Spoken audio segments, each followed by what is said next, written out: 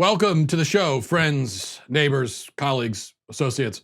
Today we're going to talk about what I call the criminalization of childhood, both the criminalization and the medicalization of childhood, which is happening in our school system. We'll discuss that. Also, I'm excited today to be canceling Elizabeth Warren finally, and I'll explain why. And we'll go over 5 headlines, several of them coronavirus related, fun times as always. And in the news segment, we're also going to talk about a bill that just passed making lynching illegal on the federal level. But wasn't it illegal already everywhere? Yes, it was. But which of course is why this bill, though it sounds like something that nobody could possibly oppose, there are actually very good reasons to oppose it, and I'll explain that as well. All of that coming up. First, a word from Ring. You know, this isn't about being paranoid or anything like that, but it is about protecting yourself. And the reality is, you never know when a break-in could occur. And if you live in high crime areas, then you know that there's that elevated risk.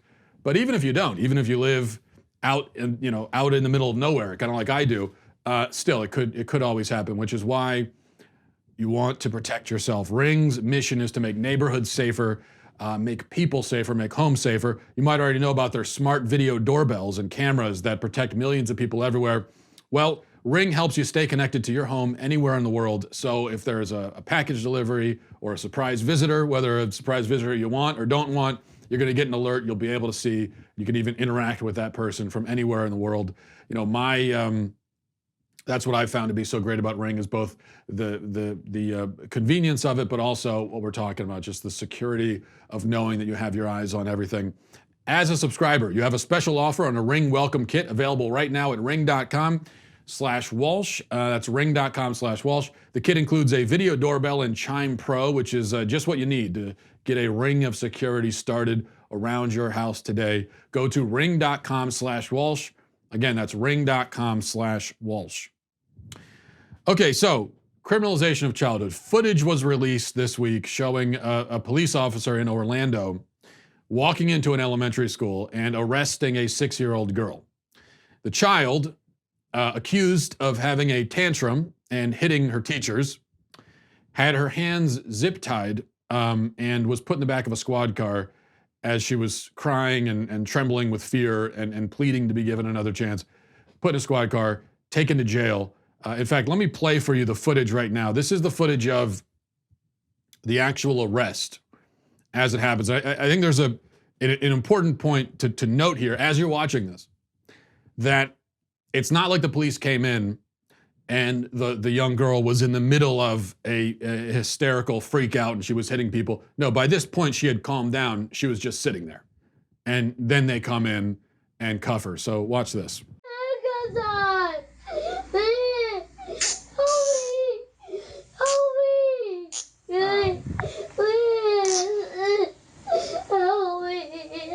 Let's go. Your grandma will come pick you up, okay? Oh, I was in school. I just got you.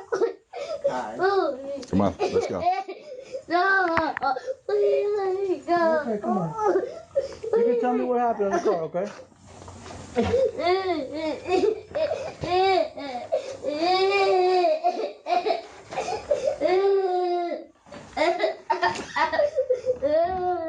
I don't want to go to the police car. You don't want to? No, please. You have to. No, please. Give me a second chance. That, you know the expression makes my blood boil? Well, that, when I watch something like that, I can feel, I think I can literally feel my blood boiling within me. And it just makes me very angry. Maybe part of the reason might be that I have a 6-year-old daughter myself, and the idea that she could be arrested for anything at all is first of all simply ludicrous. Okay, if you know anything about 6-year-olds, if you've ever met one, then you should understand how ridiculous this is. And my blood boils even more because as I've been talking about this issue, I wrote something about it yesterday. We're talking about it on social media. A fair number of people, maybe it won't surprise you, defending the police officer. Now, as we'll talk about in a minute, even his own police department doesn't defend him. They fired him for this, and rightfully so. But there are still people who I think are, when it comes down to it, such bootlickers of the state, refuse to criticize police officers for any reason whatsoever, no matter what they do, that they'll even defend this, which his own bosses would not defend. His police chief came out and was horrified by it. And yet there are people that will see that. I saw some comments like, teach that spoiled brat a lesson. Those kind of comments. She's 6, you animal, you beast. I mean, she's 6. Do you understand what that means? Now, the courageous cop, valiantly defending society from ill-tempered first graders, can be heard later on in the body cam footage bragging about the fact that this 6-year-old that he arrested breaks his record for the youngest child that he's ever arrested. There's no sense of seriousness here at all, just a callous indifference for the child, and to him it seems like it's just all a big joke. Watch this. She's 8, isn't she? She's 6. Now she has broken the record. Absolutely no concern from this guy about the trauma that the child suffered, and that is trauma, okay? Yes, the word trauma is way overused. College kids encountering opinions they don't like say they're traumatized. That's not trauma. Doing this to a child, that is actually literally traumatic. Now, keep in mind, he says he arrested a 7-year-old. What was the reason he gave? He said he arrested the 7-year-old because the 7-year-old, I guess, stole something and didn't think it was serious, and that's why he was arrested. So he was teaching him a lesson. Yeah, well, of course he didn't think it was serious. He's 7. 7-year-olds don't think anything is serious because they're 7. Now, this girl was taken to a detention center where her mugshot was taken. I want you to imagine that, a mugshot of a 6-year-old girl. And she was officially brought up on charges of criminal assault for hitting somebody. I want to reiterate again. This is a 6-year-old girl taken to a jail, given a mugshot, brought up on charges of criminal assault. To emphasize for the 5th time, she's 6. Now, we should mention that this officer, Dennis Turner, apparently has a history of being a power-drunk scumbag. He was investigated back in 2015 for tasing a man 5 times, even though the guy wasn't actively resisting, just kept tasing him anyway. Yeah, why not? Might as well keep doing it. And reportedly, the officer that is, was also arrested himself back in 1998 for aggravated assault of a child. So maybe he has some kind of problem with children, I'm not sure. Now, Turner, as I said, has been fired for his actions at the school. But serious questions remain. For instance, how did a callous incompetent like this guy, who's twice been put under investigation by his own department for abuse of force, how did he end up as a resource officer at an elementary school? And more broadly, is it really a good idea to criminalize childhood misbehavior? That's the fundamental question I want to ask. This may be an extreme example of it, but grade schools all across the country have increasingly been treating discipline problems as legal infractions. This is a trend that we are seeing with increasing regularity. Kids who lack emotional maturity, not because there's something wrong with them, but because they're kids, now face the possibility of a criminal record for behavior that, for our parents and grandparents would have simply landed them in detention. But now we say, no, not detention, the detention center. The criminalization of schoolyard bullying is another example. There are many states across the country that have passed actual laws against bullying that affect even elementary schools. So a 3rd grader who's bullying another 3rd grader could be breaking the law now, and we're going to get the courts involved. So what you saw in the footage there is extreme, but not that extreme. Here's the issue, though. Children, especially in the elementary school ages, are not reasonable creatures. They do not possess the psychological capacity to control themselves, their actions, to express their emotions the way that we can. So that's why a 6-year-old might freak out and cry and all of these things. It's because they don't have the wherewithal. They don't have the capacity to express themselves yet. I mean, they have some capacity for it, but not a fully developed capacity. This, again, is not their fault. It's just a natural facet of childhood. We were all unreasonable and emotional children once. All of us were. Many of us still are. Now, does this mean that misbehavior, disrespect, etc., should be tolerated, or that disruptive children should be given free rein to do whatever they want? No, of course not. But to me, it seems like there's a lot of real estate in between letting a kid do whatever they want and arresting them and throwing them in jail. It seems like there's a lot of room in between that we could explore. Seems to me. Now, if an adult hits another adult, that's assault. When a 6-year-old hits somebody, it's not assault any more than it's theft. It's legal theft if a toddler steals a Barbie doll from her daycare center. Does anyone think? I mean, if we're putting 6-year-olds in jail for hitting somebody, then is it that crazy to put a 3 or 4-year-old in jail for stealing a Barbie doll from the daycare center? Bring them up on criminal charges of theft? There's only a 2 or 3 year difference between the 3 or 4-year-old and the 6-year-old. But this is a matter of culpability, and we used to understand that children have very little of that. Very little culpability, that is.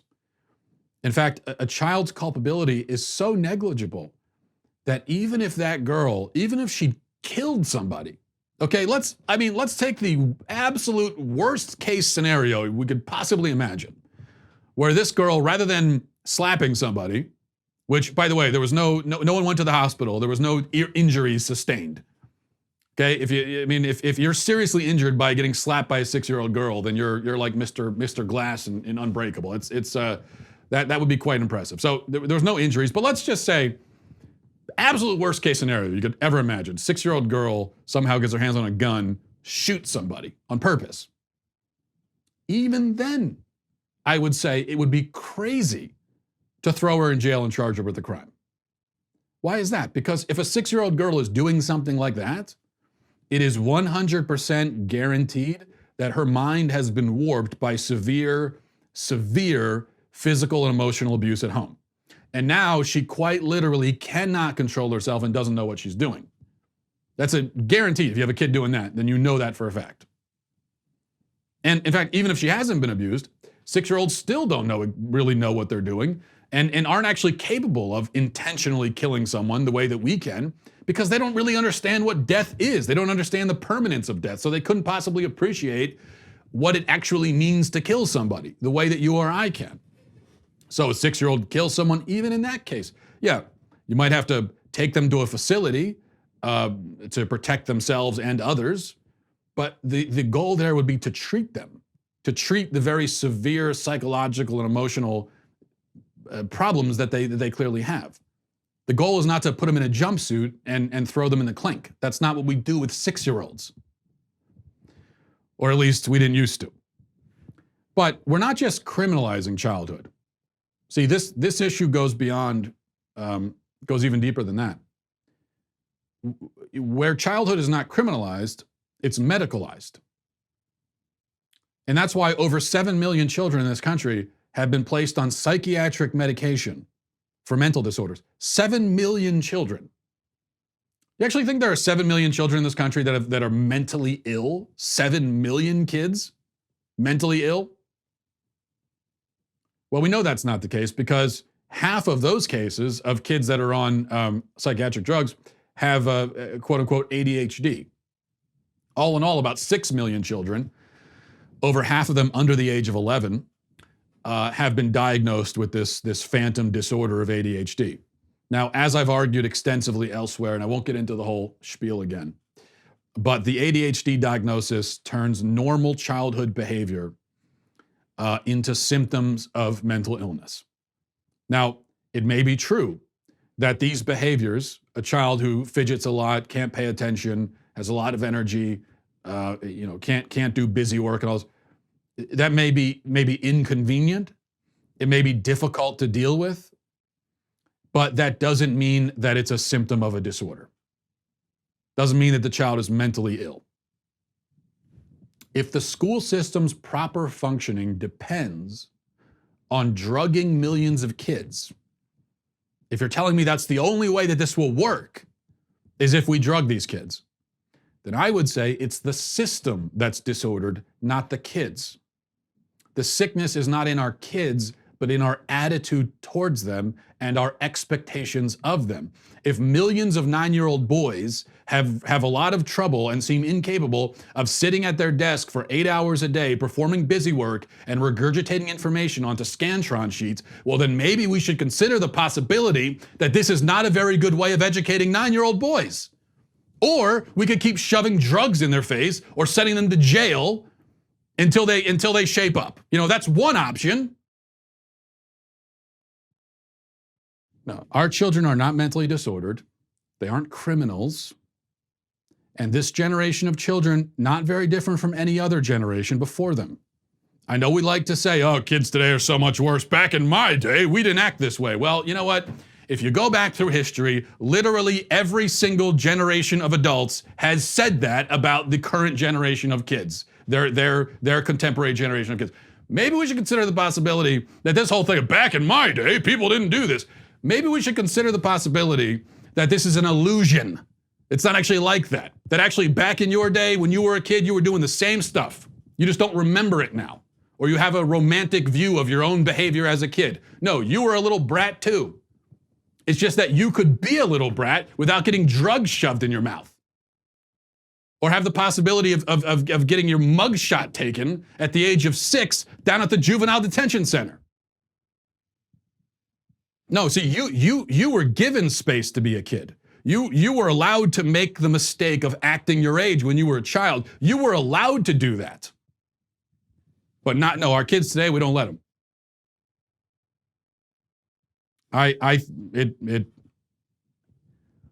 Here's the thing. And I say this again. Because anytime I talk about this kind of thing, what I'm told is, well, what do you expect the schools to do? What can they do? This is the only choice they have. Well, if that's the case, then tear down the system. Then tear down the entire system. The system is broken fundamentally, and it needs to be destroyed completely and rebuilt from the ground up. If you're telling me this is the only way the system works, is to drug kids, to criminalize them, to throw them in jail, to arrest them, to give them criminal records, to treat them for mental illnesses, to treat them like they're crazy, like they're psychotic, just because they're normal kids. If you're telling me that's the only way that the system can function, then there are serious, serious problems with the system. And what I would say is, if we can't tear down the entire system, which is what I would like to see happen, because I think our entire way of educating kids, our entire approach is completely wrong in my view. But if we can't do that, then at a minimum, if you're a parent like me with young kids, get your kids the hell out of this system before your kids are destroyed by it, because they will be. All right, moving on. Let's check in with some news. Here are 5 headlines worth knowing about it. Number 1, Pope Francis yesterday suggested during his general audience in St. Peter's Square that we give up trolling for Lent. So if you're thinking of, if you haven't thought of something to give up for Lent yet, he said that that now would be a good time to give up trolling the internet. And look, here's the thing. I believe in making sacrifices for Lent. I think it's a good practice, certainly, but some sacrifices are just too much. You have to be realistic. And if we give up trolling, what exactly are we supposed to do with our time? You tell people not to troll, next thing you know, everyone's doing heroin, because those are really the only 2 options that I can think of. By the way, speaking of the Pope, as a Catholic, I am pleading with the Pope during this time of the coronavirus to finally get rid of the sign of peace during Mass. Now, if you're not a Catholic, maybe you're not familiar, that's the part of the service about 2/3 of the way through where randomly the congregants are required to exchange awkward and perfunctory greetings with the people around them. So we take a break from the sacred moment, take a break in the middle of the service to exchange forced pleasantries with our neighbors immediately around us. Which of course makes no sense. It's a very silly and pointless ritual, in my view, and also a great way to spread illness. So maybe with the possibility of a pandemic, this would be a good catalyst for getting rid of that. And if you got to do it, look, you go to there are many other churches. You go to Protestant churches many times, and I've been to plenty of those churches. In many cases, they'll do a greeting type of thing before the service starts. Now, okay, that can make sense. Why are we doing it in the middle, randomly? It makes no sense. Number 2, Donald Trump, speaking of the coronavirus, held a press conference with Mike Pence and the CDC last night to talk about the virus. And President Trump was taking an approach of essentially downplaying it. This is a little bit of what he had to say. Because of all we've done, the risk to the American people remains very low. And we have the greatest experts in the world, really in the world, right here. The people that are called upon by other countries when things like this happen. We're ready to adapt, and we're ready to do whatever we have to as the disease spreads, if it spreads. As most of you know, the level that we've had in our country is very low, and those people are getting better, or we think that in almost all cases, the better are getting. We have a total of 15. We took in some from Japan. You heard about that, because they're American citizens and they're in quarantine. And they're getting better too. But we felt we had an obligation to do that. It could have been as many as 42.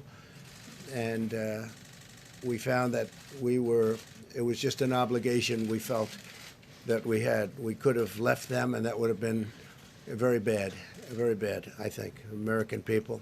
Honestly, I can't quite figure this out, because it seems to me that the coronavirus is a perfect example of why we need strong borders, why we need to control who comes in here. In fact, we'll talk more about this in a minute when we're canceling Elizabeth Warren. So it's something that touches on that. It also touches on the need to not be so reliant on foreign manufacturing, because if there's a pandemic and major disruptions and we're reliant on China for all of our goods, that's a problem. So that would be an angle, a perfect angle for President Trump to take on this, given that those are two issues that he's talking about all the time. Instead, he's gone the angle of saying that, this is no big deal, don't worry about it. I understand not wanting to foment a panic. I'm all about that. I also believe there's no reason to panic and we should be panicking. But you don't want to err on the side of appearing lackadaisical and unconcerned. Number 3, related to the previous item, Trump put Mike Pence in charge of heading up the coronavirus response, and this move has provoked the expected reaction. Here's what AOC had to say. She tweeted, "Mike Pence literally does not believe in science. It is utterly irresponsible to put him in charge of U.S. coronavirus response as the world sits on the cusp of a pandemic. This decision could cost people their lives. Pence's past decisions already have." Speaking of science, of not believing in science, Alexandria, just a quick question, quick science question. Since you say he denies science and you believe in science. So quick science question. Can men get pregnant?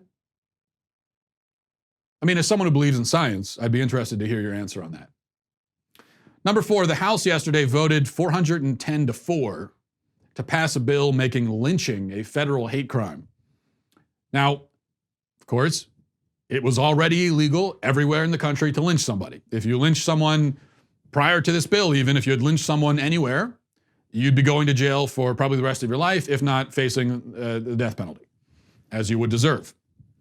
So this bill doesn't make lynching illegal, but it does make it a federal crime, which means that, rather arbitrarily, this one particular method of murder will be a federal matter, whereas other methods are not. So if you, for example, are trying to decide how to kill somebody, and you decide, okay, I'm going to stab them or beat them to death or shoot them.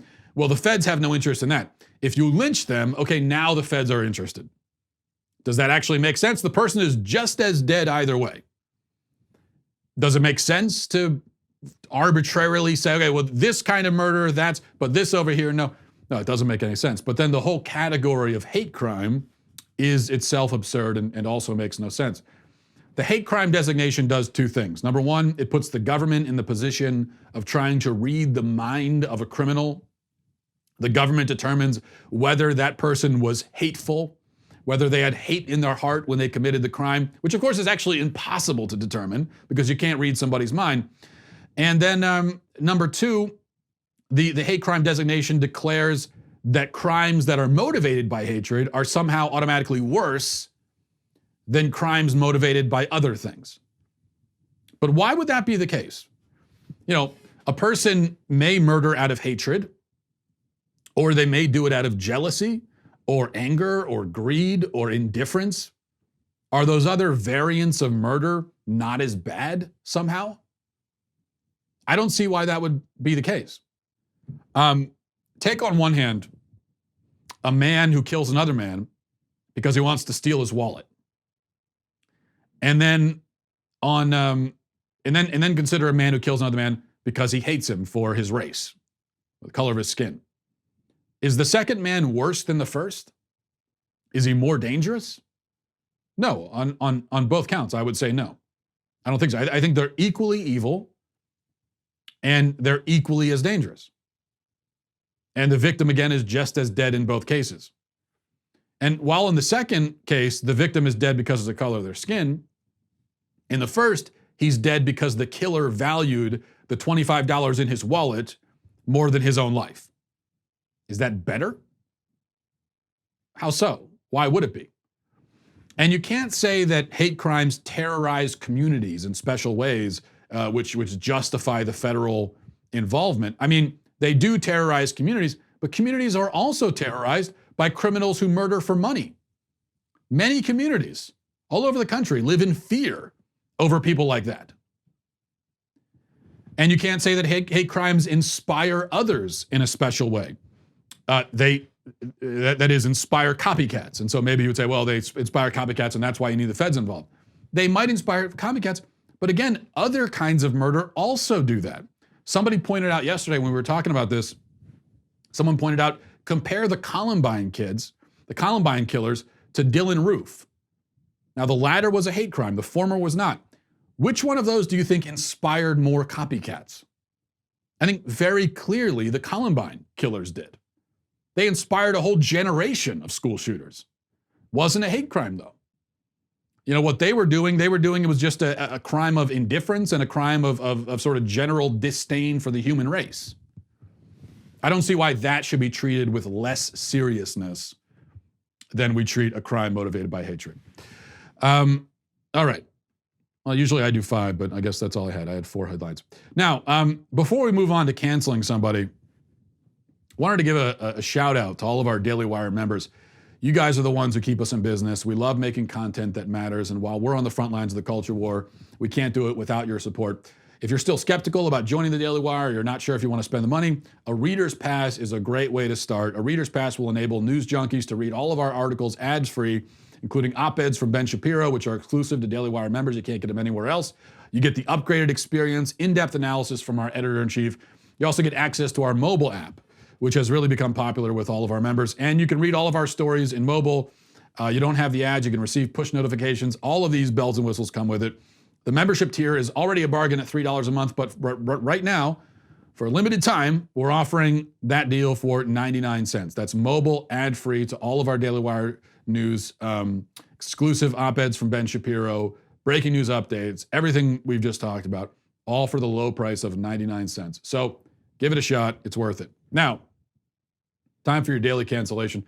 And today I'm very excited to be canceling Elizabeth Warren. Of course, there's a whole buffet of reasons. There's a cornucopia of cancelable things that she has done and said when it comes to Elizabeth Warren. But Here's the latest. I want to talk to you about this because just tonight, President Trump detailed the administration's response to the spread of the coronavirus, and I want to tell you what it includes. It includes stopping non-U.S. citizens from coming to the U.S. from China, screening people coming into the country from infected areas, quarantining those infected, and developing a vaccine. Do you think that response is sufficient, Senator? No, But let's start, because this really is serious, and we have a lot to talk about here. We know that with any virus that develops, the most vulnerable will be our children, seniors, people with compromised immune systems who are undergoing treatment. So this one is tough. So the way I think about this is first we think about allocation, kind of our overall approach. I'm going to be introducing a plan tomorrow to take every dime that the president is now spending on his racist wall at our southern border and divert it to work on the coronavirus. Okay, a few problems here, a few things. First of all, a wall cannot be racist. Can we get that clear? Walls are physical objects. They are barriers. They are not racist. They can't be because they're walls. The walls in this room that I'm sitting in right now, they have really no feelings, no prejudice. They have no opinion of anyone's race. I've never met a racist wall in my life. I've never met a sexist wall, a homophobic wall. I have met a few walls that frankly were a bit transphobic. So I think transphobia can be a problem in the wall community. But other than that, I don't think it's something we have to worry about. Second thing, more importantly perhaps, we're talking about a pandemic. Okay, we're talking about a disease that potentially could sweep through the world across the globe like a forest fire. Worst case scenario, of course.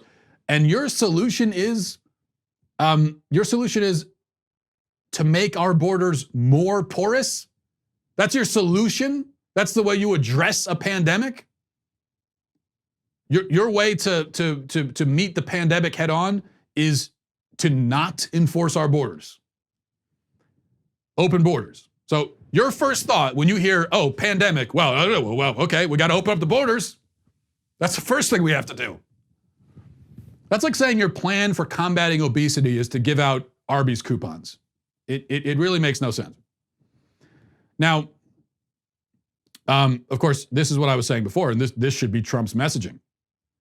And he should be damned happy, by the way, that I'm not canceling him right now for not having this messaging. But the message is, this is why we need to be able to control who comes into the country. This is precisely why. So Warren's position here is incoherent, reckless, dangerous, stupid, and she's canceled.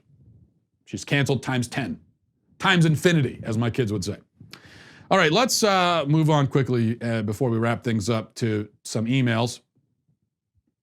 MattWalshShow@gmail.com. MattWalshShow@gmail.com is the email address. This is from Maria, says, esteemed Mr. Walsh, I would like to thank you profusely for writing your incredible, thought-provoking, genuine book, which is The Church of Cowards right here. Forget Shakespeare. This needs to be required reading for all the West. Also, I must say your book came at the most opportune time. I'm currently a high school student, and not only was your book the reason I didn't pay attention all day today, but much less do my homework, but more importantly, your book is immensely beneficial in the writing of my argument as to whether America can truly claim to be a Christian nation, and it proved as an instrumental source for the sermon I will soon give to my youth group. God is not convenient, fitting your faith into your lifestyle versus making faith a lifestyle. Not only was your book instructive, but also hilarious, although honestly, considering you wrote it, I don't know why I'm surprised. I know that the appreciation of a teenager isn't much, but for what it counts, I think you did an absolutely phenomenal job. This book stated what we all need to hear, the unpopular truth. God bless you and your family. Well, Maria, thank you for that, and of course, your check will soon be in the mail. You did your part. Thank you. From, let's see here. From Ryan says, I'd like to hear your response to this counterpoint. You said a bachelor's degree only tells that the person could pay for college or was willing to take out a loan. Seldom is the situation such that you only know their level of degree, though. Generally, on a resume, you know their major, their GPA, and of course, the school. If you know someone had a marketing degree from Yale and a 4.0, are you really willing to say you still know nothing about them aside from the fact that they have a degree? Well, Ryan, of course, a 4.0 GPA and a marketing degree from one of the top schools in the world would tell would tell you something as an employer, of course. But those are additional bits of information. My point was that the simple fact that a person has a degree, that fact alone, just that, they have a degree, tells me nothing. Tells me absolutely nothing about the person. So if you tell me that Bob Smith has a college degree, and that's all you tell me, I know nothing about Bob Smith. He could be dumb, could be smart, could be lazy, could be hardworking. He could be anything. I don't know anything about him just by the fact that he has a college degree. And this is why a college degree in and of itself shouldn't be a prerequisite for many of these jobs. Because instead, the individual merits and experience of the individual applicants should be what we consider. So imagine that, revolutionary idea. Someone's applying for a job. Why don't you look at them specifically and see what they bring to the table? Now, if you consider Bob Smith's individual merits and experiences, okay, you might discover that he has a college degree, he has a 4.0, all that other stuff. And obviously now you know you have on your hands a very promising candidate for pretty much any entry-level job anywhere. But if you're willing to look at the specifics of Bob, then if you've got Jim over here who has no college degree, why don't you look at his specifics? Because what if Jim has no degree, but he's 23, he's been working at the same retailer since he was 18, started as a part-time cashier, now he's an assistant store manager. He's been climbing up the ladder of success, being promoted. What does that tell you about him? It tells you he's a hard worker, he has management experience, he's reliable, he can work with people, he has at least some skills in sales probably. It tells you many things about him. And Jim, too, would be a very promising candidate for an entry-level position at pretty much any company. But with the way things work now, Jim's resume goes directly in the trash just because he doesn't have that piece of paper. Even though he has all that experience and all of that skill. It goes right in the trash. Even though he would probably be a better candidate for the job than 90% of the college, the college graduates who are coming in the door for interviews. It just doesn't make any sense. Finally, from Josh says, Matt, on your show, you argued that we should lay some of the blame for student debt at the feet of universities who charge a fortune in tuition because they can, and employers who require degrees for no reason other than what you term laziness. A bit of history and economics show why both of these are bad arguments. Historically, these practices by universities and employers are the result of increasing demand for and acquisition of college degrees. They're the result rather than the cause of the problem. Economics explains the phenomenon in both cases. The first principle is simply supply and demand. A corollary of this principle is that price is at bottom a mechanism by which goods are rationed among all possible buyers. So universities charge more because there are more dollars chasing fewer degrees, and there has to be some method of reaching an equilibrium where the number of buyers matches the number of things to be bought.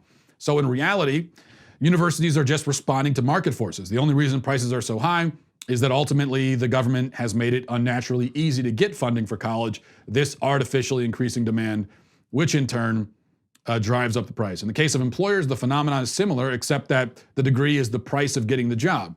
You say this is due to laziness, but I think this is an unwarranted assumption on your part. True, a person with no degree but some work experience might be a better fit, but not necessarily. Thus, employers still have to consider all applicants, and narrowing the pool by increasing the requirements is not laziness, but rather a cost-saving measure. The man hours required to sort through a list of applicants represent an opportunity cost to the employer, which it's perfectly reasonable to try to avoid. I think you're also ignoring the fact that many employers have alternate requirements, such as A, possess a degree, or B, have a certain amount of experience. Furthermore, I'm sure that in most cases, even if an applicant lacks a degree, he could still potentially get the job if he can show that he has a history of relevant experience that would be worth more than a degree. Okay, well, Josh, I think all you've done here is explain why universities and companies can get away with doing what they're doing. It doesn't prove that it must be this way, that they must do it this way. The cost of a degree has risen by 100% since I was born in 1986. The average cost of a degree. Tuition rates are increasing 8 times faster than wages. This is exorbitant, grotesque, obviously. The degree is worth at this point a fraction of what it costs to obtain. And almost nobody who goes in, walks in the door of a college can actually afford the degree that they're getting. Now, you say that market forces explain it. Yes, they explain how the universities are able to get away with bilking people like this, but it doesn't explain why they need to or have to. I get that they can, I understand that. They don't have to, though. They don't need to do this. They could charge half of what they charge. They could charge a quarter of what they charge. They could do that. There's no reason why they can't. Now, you say this is a way of rationing the goods. But as you point out yourself, the government has made it so that they can charge whatever they want because the loans are dished out like candy. So this isn't really a way of rationing anything. This is just a way for the universities to take advantage of the situation.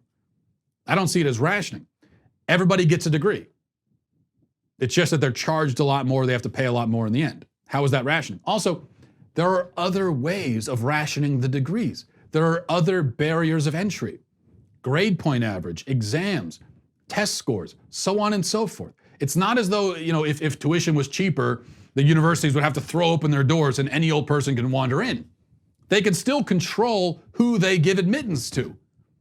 But they could do it based on something other than the person's willingness to plunge themselves into 3 decades of crushing debt.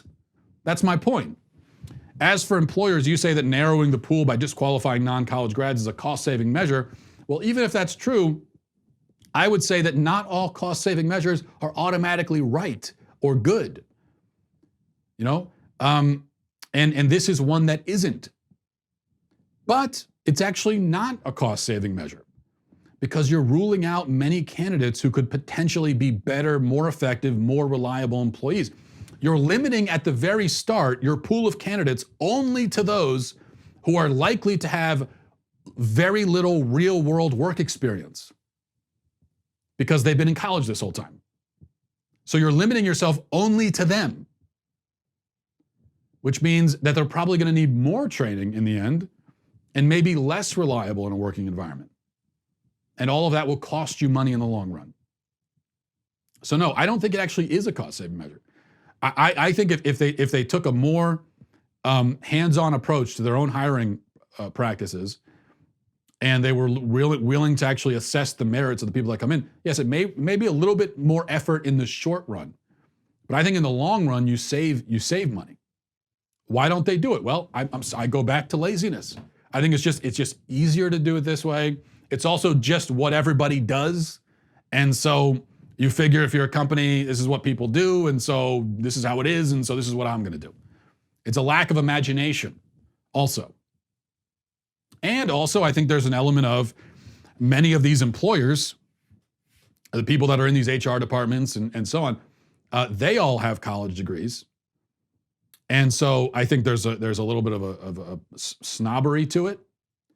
And also I think they don't want to start, if all these employers with college degrees start hiring people without college degrees, now they've devalued their own college degree, and they don't want to do that. So there's selfishness too.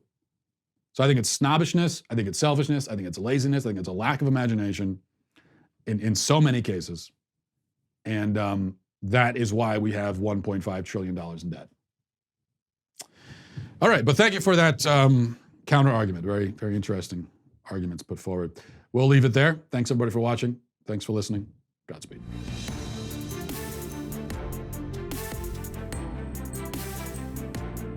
The Matt Walsh Show is produced by Sean Hampton, executive producer Jeremy Boring, supervising producer Mathis Glover, supervising producer Robert Sterling, technical producer Austin Stevens, editor Danny D'Amico, audio mixer Robin Fenderson.